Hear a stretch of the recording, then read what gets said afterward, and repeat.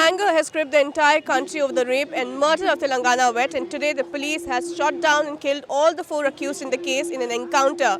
Here people have gathered here in Delhi at CP and they are hailing the entire move. Let us go across to some of them and find out what do they think about the entire incident. आज सुबह Telangana police ने encounter किया है और चारों आरोपियों को मार गिराया है। आपको क्या लगता है इसके बारे में कि आज जो इनकाउंटर हुआ है सही हुआ है? मेरा मानना है जिस तरीके से जो अभी कानून और पुलिस प्रशासन अपना काम कर रही है बहुत अच्छी तरीके से कर रही है, क्योंकि अगर इसी तरीके से कानून जो है लेट करती रही तारीख पे तारीख मिलती रही तो बेटियों को इतनी जल्दी इंसाफ नहीं मिलेगा। और मेरा मानना है जिस तरीके से इन्होंने एनकाउंटर किया है, या तो आप जो है फास्ट ट्रैक कोर्ट बना करके 2 महीने के अंदर अंदर अपराधियों को सज़ा दिलाएं, और अगर ये नहीं कर सकते हैं तो इसी तरीके से एनकाउंटर करके या फिर उन अपराधियों को जो है पब्लिक के हवाले कर दें और पब्लिक जो है उनका फैसला खुद करेंगे आखिर करना क्या है उन अपराधियों के साथ।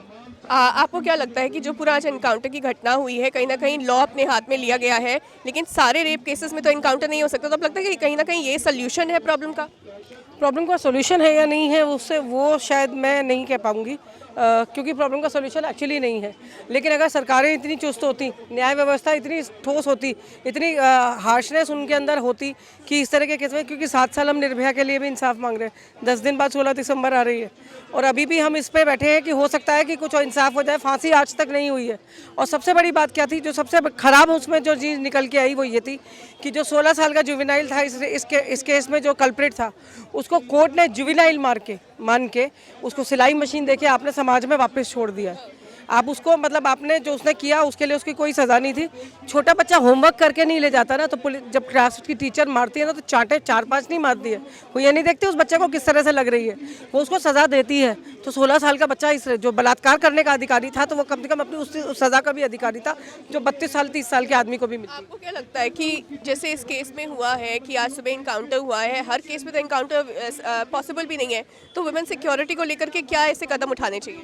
मैम ये कदम उठाने चाहिए कि एक तो महिला खुद अपने आप को ऐसे तैयार करके चले कि आने वाले जो भी हो उसको खुद मैनेज करे, दूसरे पे डिपेंड ना हो।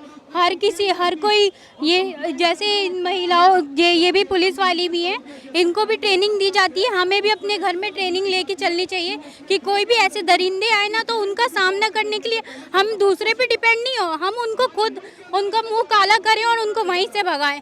और ये नहीं ये हमारे बाप है, ये हमारे भाई है, इनका वेट नहीं करें, हमें इनके रूप में भी हमारा बाप भाई सब दिखता है। और हम ये देख के मतलब आजकल देखा जाता है कि देख के और चल देते हैं, देख के इग्नोर ना करें, वो आके देख के और हेल्प करें कि उनकी भी घर में बेटी है, माँ है, उनके साथ भी हो सकता है ये।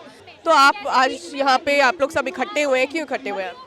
देखिए, पहली बात हम लोग यहाँ पे प्रियंका रेड्डी जी को श्रद्धांजलि देने के लिए खड़े हुए हैं, क्योंकि तेलंगाना पुलिस ने जो एनकाउंटर किया है वो बहुत अच्छा काम किया है। और दूसरी बात हम लोग यहाँ पे खड़े हुए हैं जो संसद में अपराधी बैठे हुए हैं, कुलदीप सेंगर जैसे लोग बैठे हुए हैं, चिन्मयानंद जैसे लोग बैठे हुए हैं, उन सभी को हम लोग संसद से निकाल करके फांसी के तख्ते तक पहुँचाना चाहते हैं।